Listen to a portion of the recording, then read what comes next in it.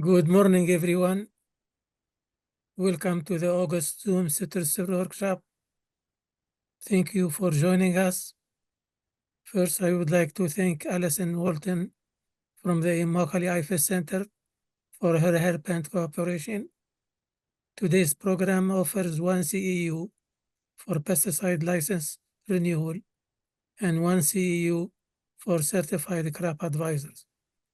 If you need CEUs, email me your name, email address, and license number. Today's program will focus on the 5 R's of sustainable citrus production in the era of HLB. Our guest speaker is Dr. Davie Kadyampakeni, Associate Professor of Soil, Water and Ecosystem Sciences at the UF-IFAS Citrus Research and Education Center in Lake Alfred.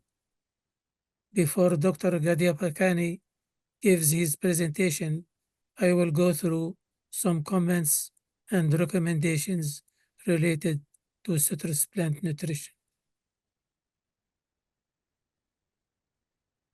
This slide shows the relative importance of nutritional factors that affect yield of mature citrus trees. Number 1 is water.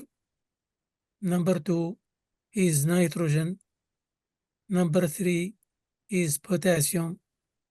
Number 4, all the rest. Soil applied fertilizers.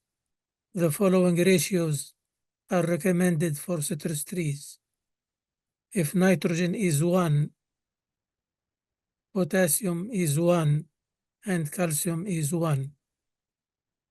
If nitrogen is 1, phosphorus, magnesium, and sulfur are 1/4 to 1/5 of the nitrogen amounts. Concerning micronutrients, manganese and zinc, we need to apply them at least 3 times a year for a total of 12 to 15 pounds metallic per acre per year. Nitrogen and potassium are the most important nutrients for citrus trees. An adequate level of nitrogen is required for vegetative growth, flowering, and fruit yield. Potassium also plays an important role in determining yield, fruit size, and fruit quality. Fertilizer ratio of nitrogen to potassium is usually 1:1. However, a ratio of 1 to 1.25 is recommended for high pH or calcareous soils. Concerning phosphorus, over the years, phosphorus applied to established groves had not leached but had accumulated in the soil at high levels and is available slowly so that phosphorus application may be reduced. Phosphorus does not leach readily where the soil pH is 6 or a little higher, and the fruit crop removes very little. Therefore, regular phosphorus applications may not be necessary. The use of most micronutrients like manganese and zinc is recommended, again, at least 3 times a year. Copper should not be included in dry fertilizers if copper sprays are used for disease control and if the growth soil tests show adequate copper. Concerning molybdenum, molybdenum deficiency can occur on soils that have been allowed to become very acid. Liming those soils should fix the problem.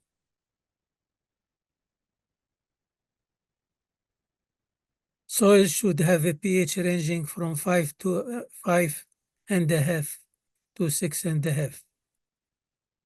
Liming soils having a pH at or above 6 will be costly and not useful. In groves where soils have adequate pH but low calcium levels, gypsum can be used as a source of calcium without affecting the soil pH. If the soil pH is in the desired range, applying dolomite as a source of magnesium is not recommended. Soil application of magnesium sulfate and/or foliar application of magnesium nitrate are effective in correcting magnesium deficiency.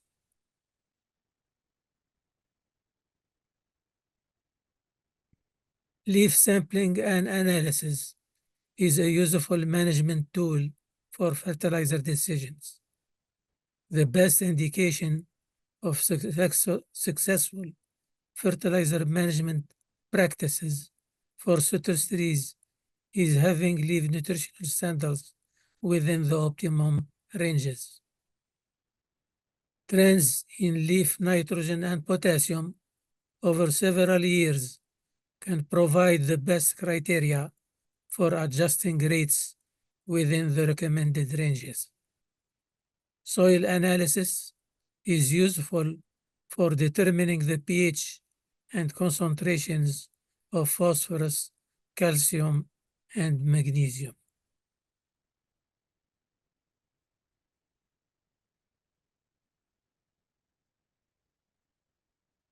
Leaf sampling. The sample must properly represent the block of trees in question.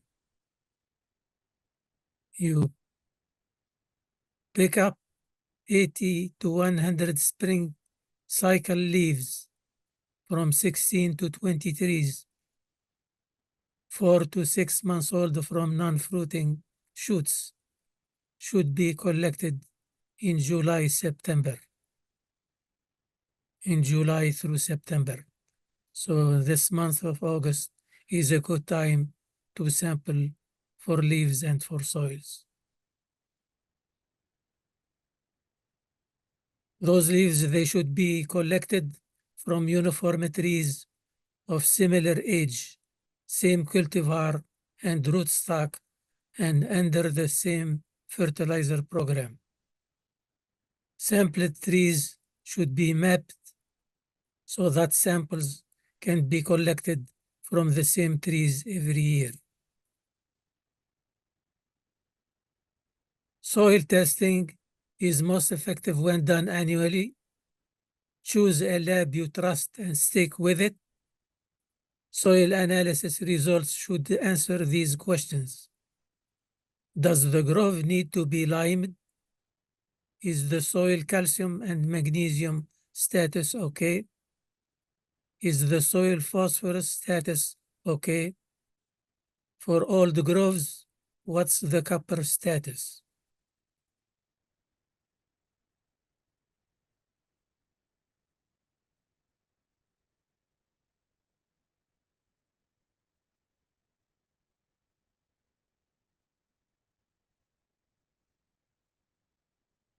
Most of the information was taken from this book, Nutrition of Florida Citrus Trees. You can find copies in the extension offices and at RACs.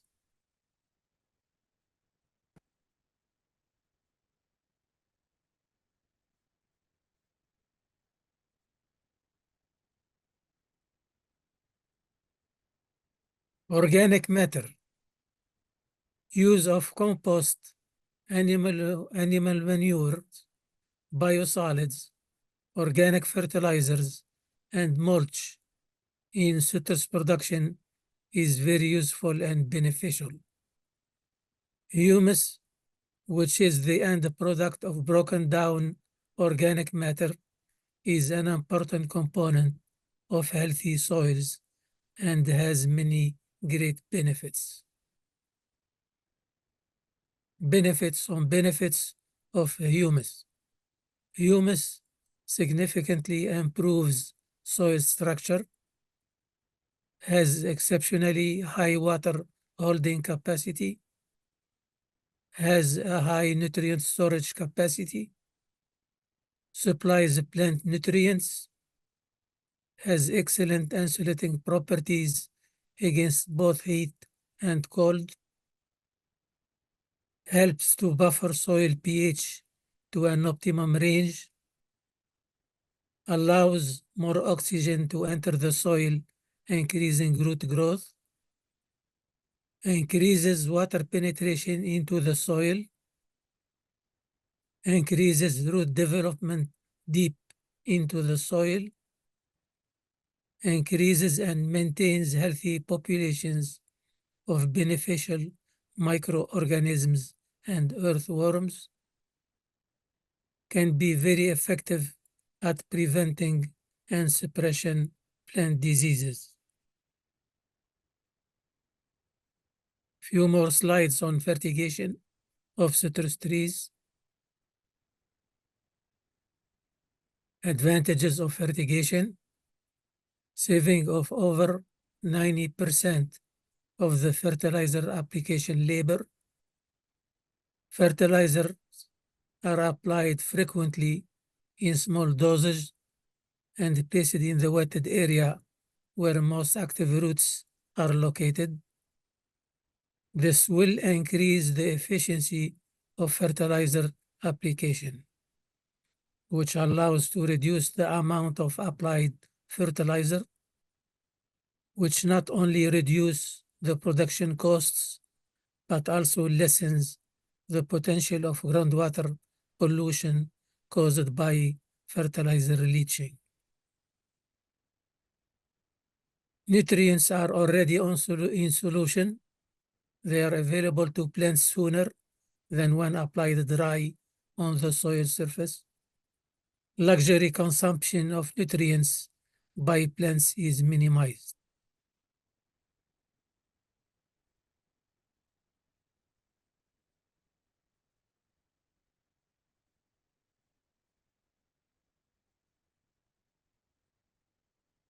The saving of equipment and energy: you don't need a tractor or a spreader for fertigation. The flexibility of the time of the application: nutrients can be applied to the soil even when soil conditions prohibit entry into the field with conventional equipment. Unlike foliar feeding, crop foliage can be kept dry with fertigation, thus avoiding leaf burn and reducing plant diseases. With micro irrigation systems, fertigation should not be considered an option. It should be considered a necessity.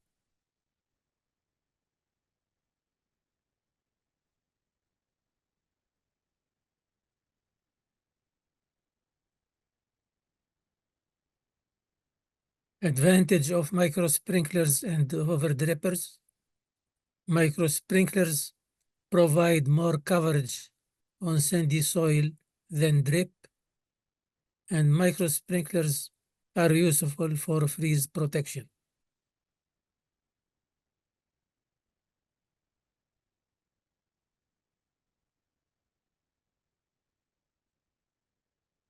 Requirements for fertigation: you need a properly designed irrigation system that provides uniform water distribution. And you need extra equipment such as filter, injection device, tank, backflow prevention device. All of these must be added to the irrigation system.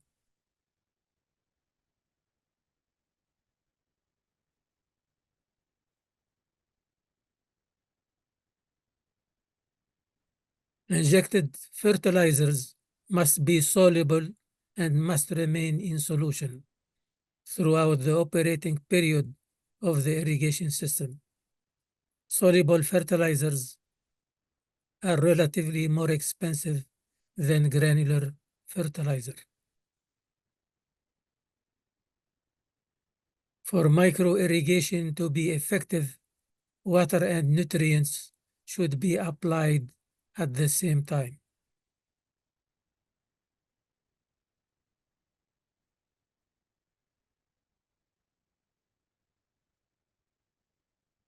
The advanced citrus production system.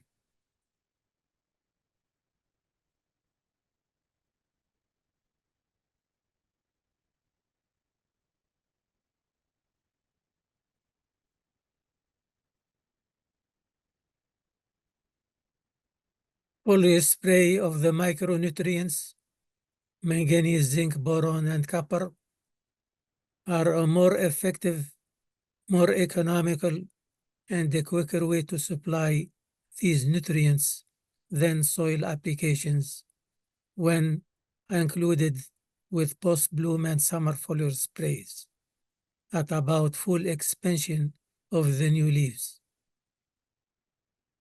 Sulfate forms are less expensive and nitrate forms appear to facilitate the uptake of micronutrients. In summary, to improve fertilizer efficiency, evaluation of leaf analysis data, adjustment of nitrogen and potassium rates to the level based on expected fruit production, selection of fertilizer formulation to match existing conditions, proper calibration and maintenance of equipment, careful placement of fertilizer within the root zone, timing to avoid the rainy season, and split application and good irrigation management to maximize production and minimize leaching. Again, this book, you can pick it up from citrus extension offices and research centers across the state. Again, our guest speaker is Dr. Davie Kadyampakeni. He will speak on the 5 R's of sustainable citrus production in the era of HLB. He will talk about frequent irrigation, split fertilization practices, fertigation, and use of improved fertilizer blends. It's all yours, Davie. Thank you.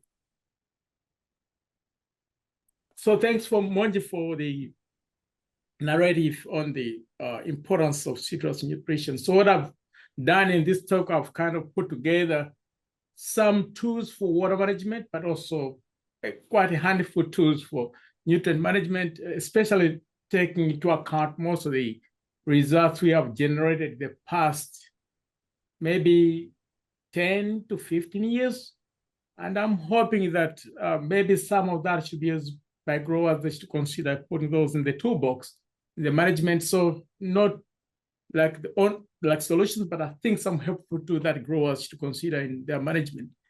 So in summary, I want to cover the 5 R's of water management, fertilizer placement, fertilizer source, nutrient rate, and timing. I haven't really split the talk along those lines, but I think that's where I'm heading into, because I realized if I have to talk like that, then we'll be here for 5 hours, and nobody wants to be here sitting for 5 hours. If you were talking in person, maybe you would have had a break, have lunch, have coffee, then come back again, talk about it. Yeah, but I think I've limited time. So in summary, in terms of the water management aspect, I want to emphasize on the key to frequent irrigation, because that's what's important for uptake of water and nutrients. And one thing we've learned is that daily irrigation results in improved nutrient uptake. And the fact that there are so many tools we can use, especially sensors, to decide how much water trees need. Another set of take-home messages I would like to emphasize on is that from our results, we have realized that citrus fruit yields, juice quality, canopy size, and also development are improved with balanced nutrition. And that has been kind of effective in protecting our trees, especially those impacted by greening. And the other thing is that root health and overall plant health and immunity are strengthened by elevated micronutrients compared to current recommendations. So that's something we are still working on. I'm hoping that maybe in the next 3 years or so, which to come up with another guideline specifically for HLB affected trees. Another key take home on nutrition is that for young trees, especially the ones that have just been impacted by citrus greening, maybe keeping the manganese weight somewhere around 8 to 10 pounds per acre for those young Valencias and possibly other orange varieties. That seems to be optimal from our studies. I'll share those results. And then another thing we have learned also is that when we apply macronutrients in elevated doses, we have seen improvements in root growth, canopy size, and yields. I have data to prove that. And then, of course, this is a part that I always try to come up with, that which to consider, updating and revising some of the micronutrient recommendations to reflect the current needs of especially trees impacted by citrus greening. So in terms of groundwater management, I would like to start with a story about one of the studies that was done for just about 2 years in Southwest Florida near Maria, where we had a study done in 2017, but then concluded sometime in 2020. And we had 2 to 3 row beds, about 540 long beds with drainage wells, so 200 drained soils. And we're looking at, in the first year, 2 rates of irrigation. So 62% of the amount of water trees need, and then the actual water need the trees require 100%. And the second year, we split the needs into 4 rates, 81, 53, 40, and 26% of the amount of water required. So this is a kind of photos of some of the trees we worked with, and the aim was to determine the amount of water required for growing young trees at higher densities. And the densities were 181, 207, all the way to 363 trees per acre. And one thing we noticed in the first year was that the water applications were actually proportional to the amount of water required by the trees at both rates of 62% and 100%.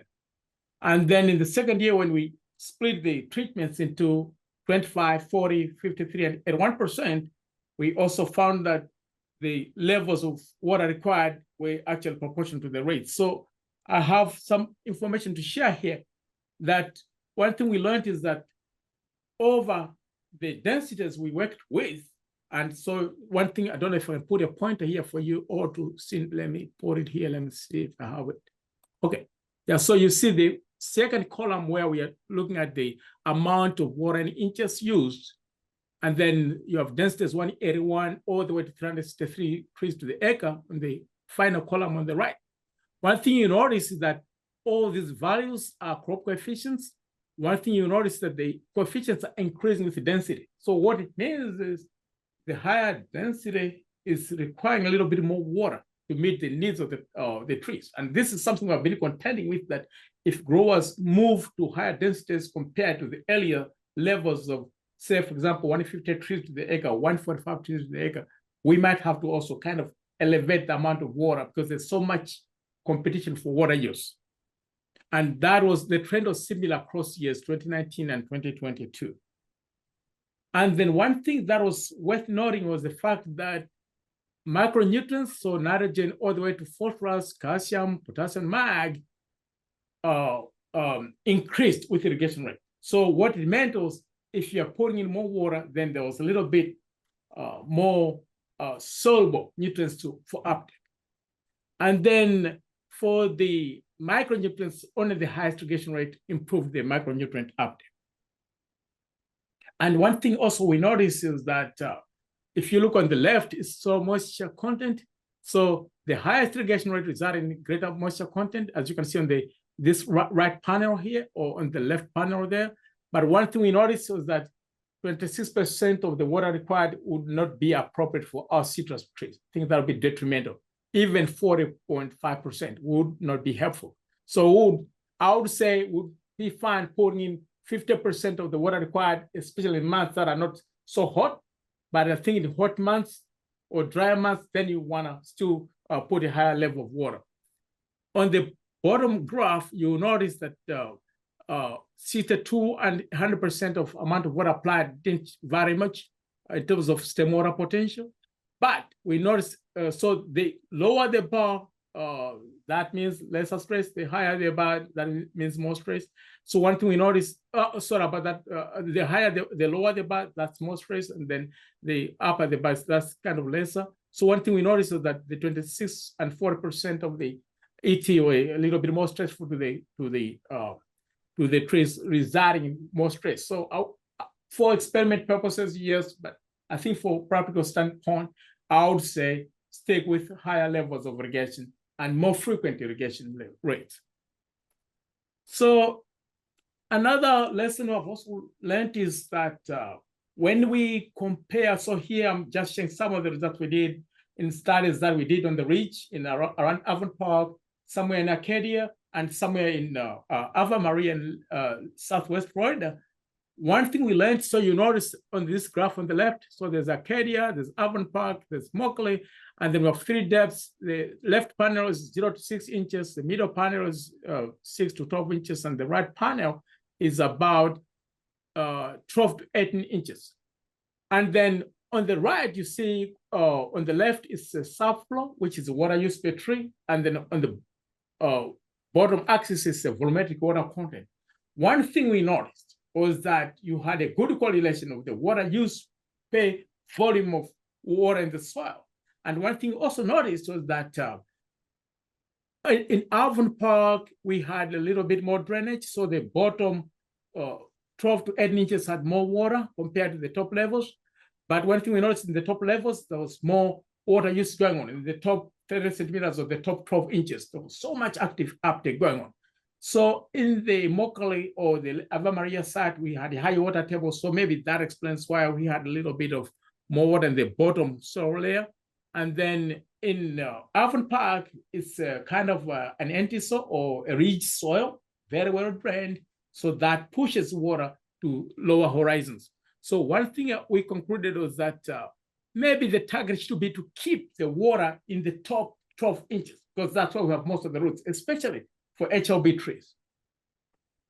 And one thing we also learned, we tried to do a study somewhere on the ridge in Avondale, Florida.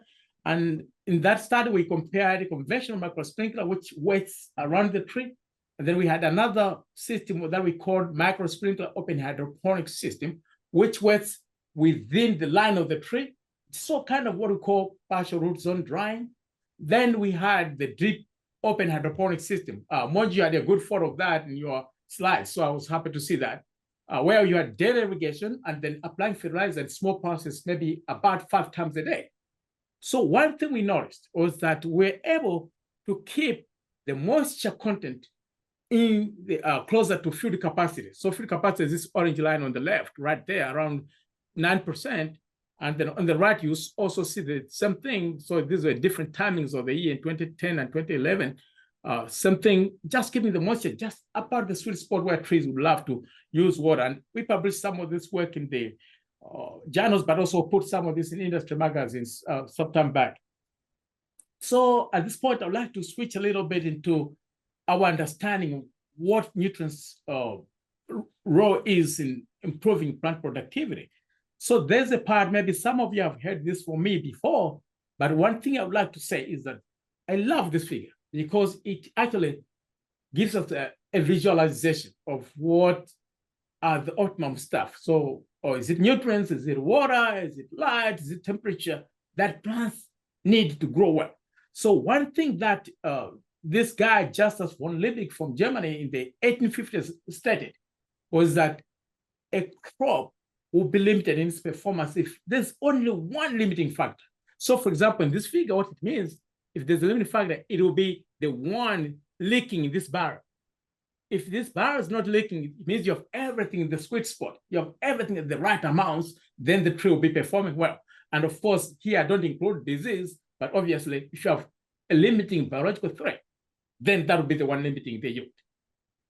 So in this case, what I've envisioned for plant immunity, I envision 4 kinds of interactions of nutrients with plants. So for example, when you look at nutrients, we think the nutrients, calcium, nitrogen, phosphorus, and the microbes and magnesium, sulfur, and all those, they improve the plant potential strength.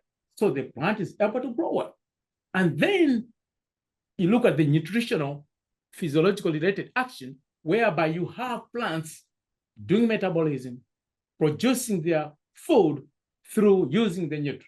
So nutrients like phosphorus, manganese, boron, and iron are heavily involved in the plant action of generating their own food. And then there's what I call an illicit-related action, whereby the nutrients, especially the micronutrients, activate pathways for defense. They will release hormones, they will release some chemicals that help it defend itself against pathogen attack.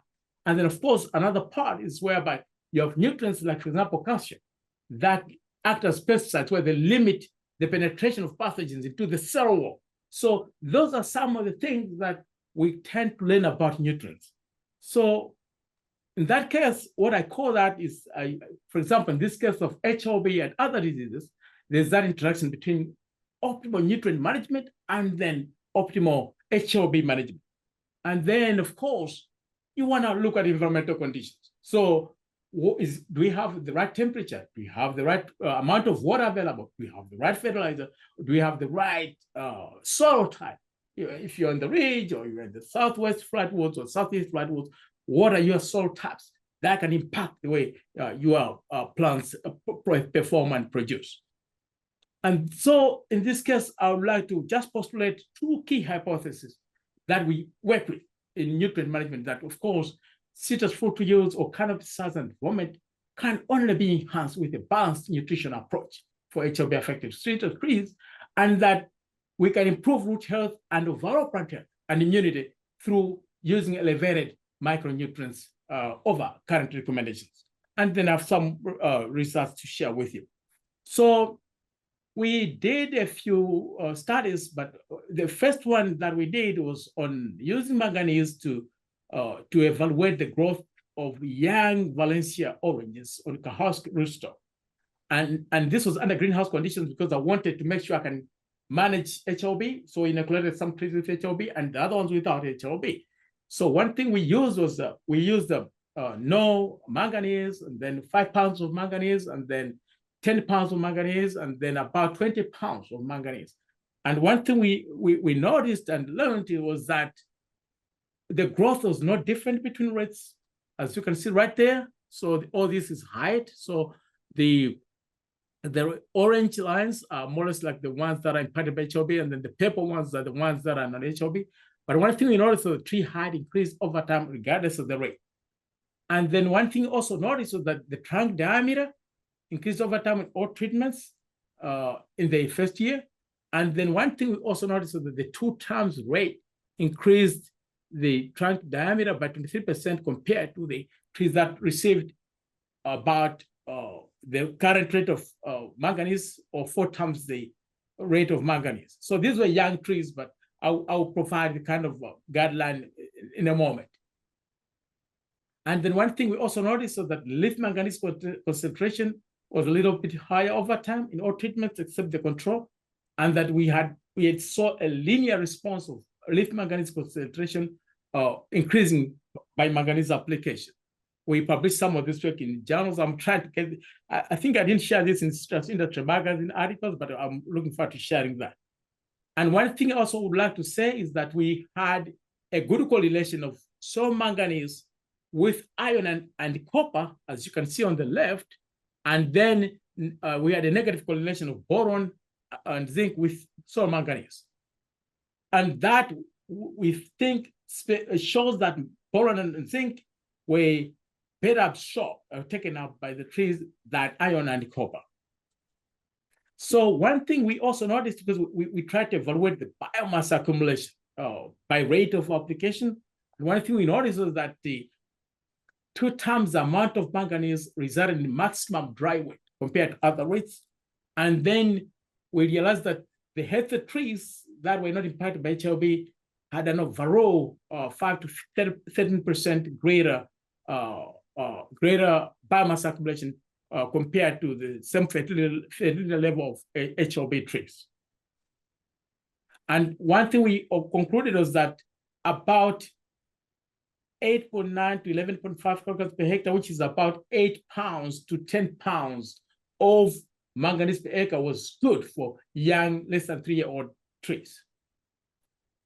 Now, with that, I would like to jump into another kind of study we did. I shared this, we had a workshop here, but I had a fewer growers come from the Southwest, but also the Southeast. So I thought maybe this would be a good opportunity to share some highlights. This study done over 5 years, supported by Bayer and Yara, where we are looking at 2 fertilizer programs, so the second column, and then we are looking at different programs for controlling psyllids and also controlling fungi and nematodes. So as you can see here, it's programs 1 to 8. And the program 1, we had a blend targeting about 180 pounds of nitrogen per acre per year. And you'll notice that it had all the nutrients in there, but in different proportions.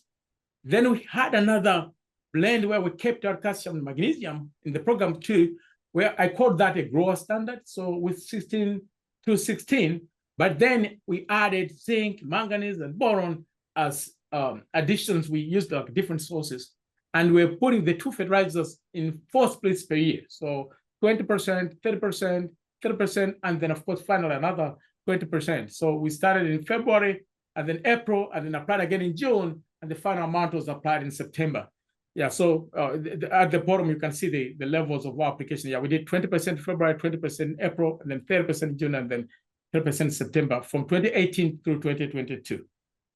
So another thing I want to mention is that we were using the blends alongside crop protection products. So we had vellum, which is used for controlling root nematodes. We applied twice a year, April to May, throughout the 5 years. And then we had Alliet, another fungicide that we're applying once a month in May, June, July, and August from 2018 all the way to 2022. And then we followed the rest of the manufacturer because they had a guideline for it. And I would like to mention that down there we had the control of psyllids. So we used either Movento or used Apta or used the Admire Pro according to the grower practice.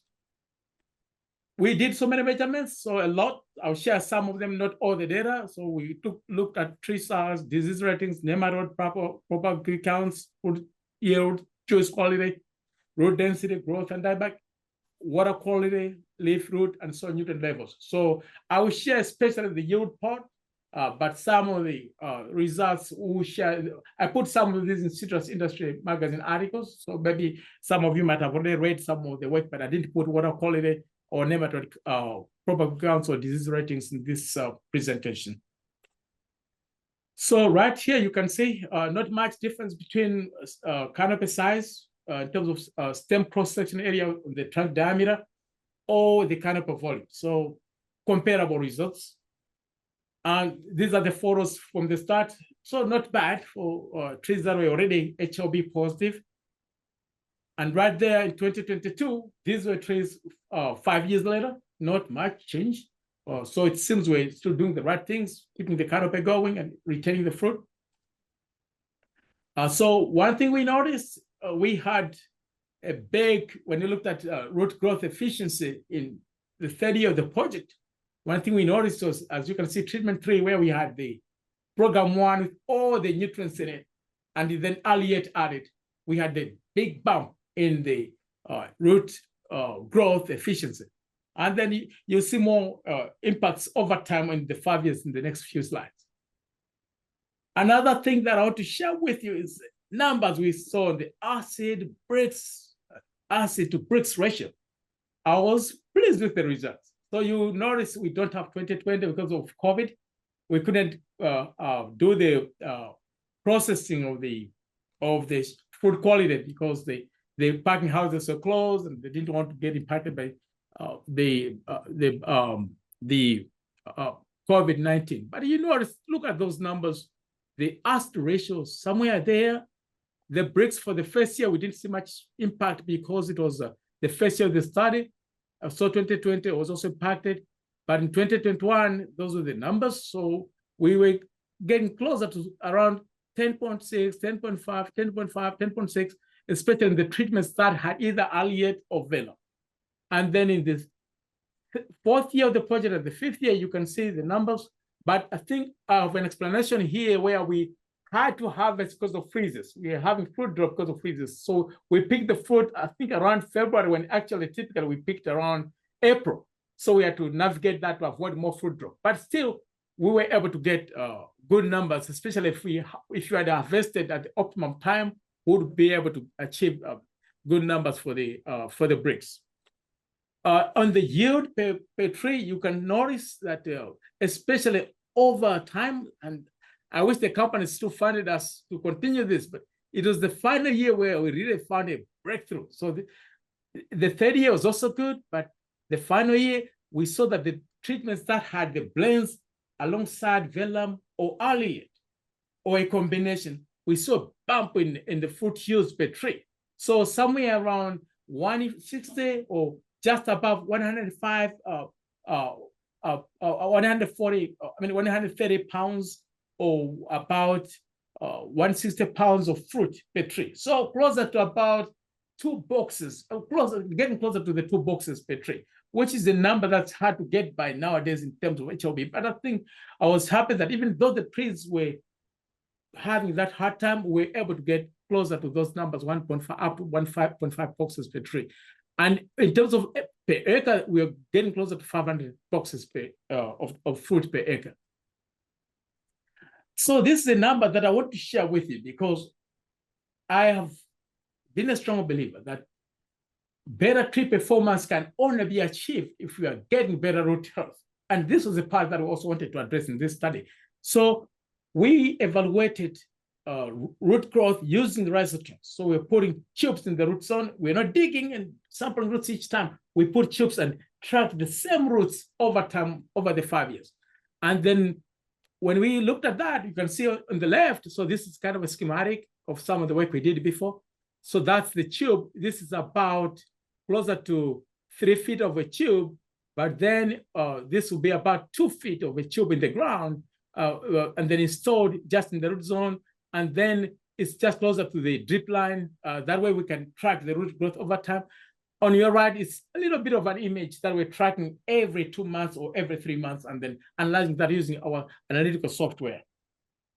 So one thing you notice, so don't worry about the business kind of slide. So here I'm presenting data for 2018, 2019, and 2020. And this data continued in 2021, 2022, all the way to the time we finished in 2023. But one thing I want to emphasize that treatments 7 and 8 had vellum underlaid. And then treatments 5 and 6 had vellum only. And treatments 3 and 4 had alliate. Then we were having alternating treatments. So program 1 with the blend that had everything in it. Program 2 had a portion of, omitted a little bit of calcium and magnesium. And then we did that alternatively. So 3 and 4 had a similar level of nutrient program, and then 5 and 6, and then 7 and 8. So one thing we noticed is that treatments with vellum and or alliate had a consistent portion of deep roots. Usually we typically see declining roots and having them limiting themselves to the top 6 inches in HLB trees, but we found something different right here in this study. So you see on the left here, this is a schematic of the legend that we have. So the top about 8 inches, and then 8 to about 13 inches of roots or depth, and then 13 inches somewhere around about 24, not 24, maybe about 18 or like 20 inches. And then at the very bottom will be about 18 inches to somewhere close to about 27 inches. So we found that we're able to get better roots when we added the crop protection products. But also one thing we noticed is that this program 1 fertilizer that had all the nutrients in the blend tended to increase deep roots in trees. So that was something that was quite fascinating for us. I call that like a breakthrough finding. So a little bit of another kind of schematic of that. So here's some of the figures. So you see the pattern of growth of the roots, and on the right something. So on the left is cumulative live roots, and on the right something. But then we are showing here the top layer of soil, 0 to 7 inches, and here it's from 7 to somewhere around 13 inches. So you notice the pattern, and mostly the programs with facility control, like here you can see this one, or that's the second line here on the legend, and then overall the green one is the one that had the city control, and then I think that was using program one with all the blends in it, and then combined vellum with it. But one thing we noticed was that it did additional crop protection products help the roots to increase the root growth, to improve the root growth, but also get better root mass in the top 15 inches. So something here, so these are deeper depths. So window 3 would be on the left, would be the depth between 14 inches, somewhere around 27 inches, and then deeper than that would be the window 4. So it's kind of similar pattern, but one thing we concluded was that when we had used vellum and alliate in combination, then we got better root growth, though alliate had sporadic root growth, but still we achieved root growth. And then, of course, this is another schema, another data set that we looked at in terms of root mass over time. So one thing you notice, so treatment number 3 was kind of, I call that a winner. A lot of root growth with that one, where we had program 1 with alliate, but overall, even using vellum, you can see the numbers, or where we had alliate and vellum all the way from program 3 to the very bottom. So I think using the crop protection products resulted in better root density and better root health. And of course, don't worry about these numbers, but that's the statistics that showed very highly significant differences between treatments, showing that, yes, there was an impact. One thing we noticed was that one of the treatments that used the program 1, the blend that had everything, also was competitive with the other treatments. So a lot of good root growth numbers. So at this point, I'd like to jump into another study that we did. This study was supported by CRDF, and we looked at different fertilizer blends, and we're comparing the blends versus different levels of micronutrients. So you see on the left, where we have macronutrients at the current recommendation, and then at the bottom 3, we have macronutrients at double the current recommendation. On your right, you see the micronutrients at the current double or quadruple the current recommendation. And then we had a standard that had just standard fertilization without extra macro and micronutrients added. And then we published this work in a journal. So we were trying to do this to determine patterns of nutrient concentrations, growth, fruit yield, juice quality, and also looking at how that works when you supplement with standard fertilization. So I think I've talked about this. So one thing we noticed was that canopy volume was a little bit improved, though there wasn't much change in the first few years of study, 2020 and 2021. So here I'm looking at the percentage growth rate. And one thing we noticed was that where we had elevated the micronutrients, we showed at least 6% increase in trunk cross-sectional areas. The diameters of the trees were a little better. And then we also noticed that the canopy volume on the left, we had no effect on canopy volume on the central ridge side, as you can see on the top, and then on the flatwood side, one of my animations went down below what I wanted. We saw a 15% increase in treatments, especially treatment 5, which had double the macronutrients, but using the current recommendation of the micronutrients. So one thing we tried to tweak was to look at the numbers in terms of root growth. So we looked at about a total of close to 13 treatments. I think I put some of these numbers in the Serious Industry magazine before, but one thing I'd like to show you here is where we have either put the current recommendation of macronutrients or doubled the macronutrients, and then either use current recommendation of micronutrients or double or quadruple. So one thing we noticed was that treatments that are either double the current macronutrient recommendations or double or quadruple the macronutrient recommendations resulted in better root growth, but also better root growth and reduce dieback. My apologies for this busy slide, but it's around the same treatments that I was talking about earlier. So I wanted to show that we had improvements in yield, but one thing we noticed was that the standard management was also good. But one thing we noticed that over time, when we looked at use in 4 years, we found that treatments that had elevated macronutrients, but also elevated macronutrients resulted in better fruit yields, but also better juice quality. And I think, I don't know if I have the next slide. So here's another highlight. So don't worry about the business slide. One thing I want to drag you to see is same treatments that we did on. So number one is the standard. So 2, 3, 4, 5, 6, and 7 are treatments with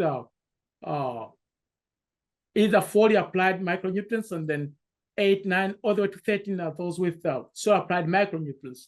One thing I would like to draw your attention to on the flatwoods, we didn't see better numbers with the bricks, but look at the ridge.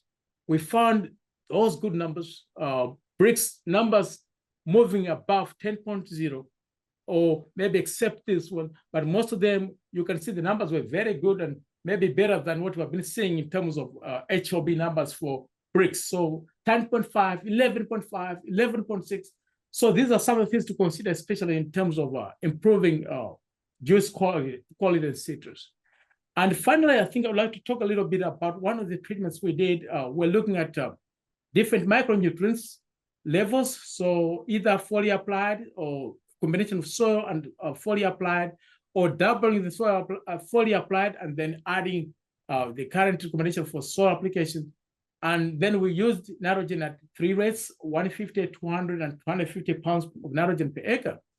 So in those treatments, one thing we noticed, so 168 is 150, 224 is 200, and 280 is 250 pounds of nitrogen per acre. One thing you notice in our conclusions was that, one thing we noticed was that we found that we didn't see much difference between treatments, but we noticed that when we put double foliar application of micronutrients, or even just one rate of that, and we added with even soil application, we found comparable results. So that's something to consider, especially for nutrient management. We didn't see much impact, like in terms of differences, because these are the first 3 years. But I think when we added 2 more years, we found a big bump. We're getting yields between 350 to about 450 boxes per acre. So in summary, I would like to repeat myself to say frequent irrigation is key to tree performance, and that daily irrigation resulted in better nutrient uptake, and then use of sensors was important for optimizing water needs of the trees. And then, of course, that citrus fruit yield, juice quality, canopy size, and development were improved with a balanced nutritional approach when you had every nutrient in the blend, and alongside using some crop protection products, and that root health and overall plant health and immunity were strengthened with elevated macronutrients compared to current recommendations, while macronutrients were either kept at current guidelines or doubled. And that for young trees, we found that between 8 to 10 pounds of manganese per acre were reasonable, and that some of the studies we have done on fertilization resulted in better root growth, canopy size, and yields. And these studies have been very comforting to me, because there have been like 5 to 6 years of work that we have done this. So I'm happy to see those kinds of trends, and that we'll consider revising and increasing some of the current micronutrient recommendations for HLB affected trees. And at this point, I'd like to acknowledge my collaborators and also my students, and also our other labs I've worked with, and also all our sponsors, the companies, and everyone else, our grower cooperators, because some of this was done in grower fields. We are so grateful, because that's helpful for us to be able to learn. And at this point, I'll be happy to take any comments or questions. Thanks, Mongi. Thank you, Davie. Any question or any comment?